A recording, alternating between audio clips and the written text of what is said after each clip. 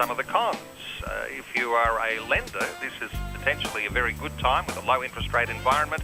If you're nearing retirement age, you might have some questions about how that affects your scenario. 1-800-316-316 is our number. You can be part of our conversation today.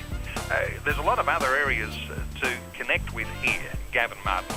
The idea of how your taxation planning happens in a low interest rate environment, our superannuation, the way we sell assets. What are your thoughts on this idea of tax planning? Yeah, often we deal with top 10 tax issues towards the end of the financial year. So in May or June we start to discuss those.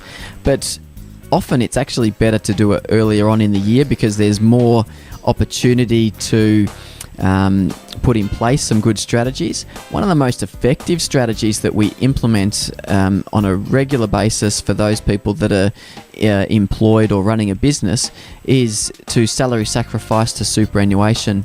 Now you can, for most employees, they can salary sacrifice $10,000 and to superannuation, and that saves about $2,000 in tax. If you're on a higher tax bracket, then it's a higher amount of saving.